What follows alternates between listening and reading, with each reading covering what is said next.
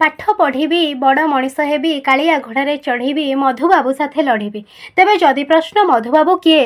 ଓଡ଼ିଆକୁ ଓଡ଼ିଆମାନଙ୍କ ସହ ପରିଚିତ କରାଇଥିବା ଓଡ଼ିଶାର ପ୍ରଥମ ଗ୍ରାଜୁଏଟ୍, ପ୍ରଥମ ପୋଷ୍ଟ ଗ୍ରାଜୁଏଟ୍, ପ୍ରଥମ ଓଡ଼ିଆ ବାରିଷ୍ଟର ବା ଓକିଲ, ପ୍ରଥମ ଓଡ଼ିଆ ଯିଏକି ବିଦେଶ ଯାତ୍ରା କରିଥିଲେ, ପ୍ରଥମ ଓଡ଼ିଆ ଯିଏକି ବିଧାନ ପରିଷଦର ସଦସ୍ୟ ଥିଲେ, ପ୍ରଥମ ଓଡ଼ିଆ ଯିଏକି କେନ୍ଦ୍ରୀୟ ବିଧାନସଭାର ସଦସ୍ୟ ଥିଲେ, ପ୍ରଥମ ଓଡ଼ିଆ ଯିଏକି ଭାରତୀୟ ମନ୍ତ୍ରିମଣ୍ଡଳର ସଦସ୍ୟ ଥିଲେ, ପ୍ରଥମ ଓଡ଼ିଆ ଯିଏକି ଉତ୍କଳ ଟ୍ୟାନେରୀ ଭଳି ଶିଳ୍ପ ଉଦ୍ୟୋଗର ପ୍ରବର୍ତ୍ତକ, ପ୍ରଥମ ଓଡ଼ିଆ ଯିଏକି ଓଡ଼ିଶାର ତାରକସି କଳାର ପ୍ରଚାରକ, ପ୍ରଥମ ଓଡ଼ିଆ ଯିଏକି ଉତ୍କଳ ସମ୍ମିଳନୀର ସ୍ଥାପକ, ଓଡ଼ିଆ ଜାତିର ଏକ ଦୀପ୍ତିମାନ ନକ୍ଷତ୍ର ତଥା ନ୍ୟାୟପରାୟଣ, ସ୍ୱାଭିମାନୀ, ପରମ ଆଦରଣୀୟ ପଥ ପ୍ରଦର୍ଶକ, ଅମର ପୁରୁଷ, କୀର୍ତ୍ତିମାନ, ଶ୍ରେଷ୍ଠ ସନ୍ତାନ, ତ୍ୟାଗମୂର୍ତ୍ତି, କରୁଣାସାଗର, ଦୟାମୟ, ଜ୍ଞାନସିନ୍ଧୁ, ଉତ୍କଳ ଗୌରବ ମଧୁସୂଦନ ଦାସଙ୍କ ସ୍ୱନକ୍ଷତ୍ର ଦିବସର ଅପ୍ରମିତ ଅଭିନନ୍ଦନ।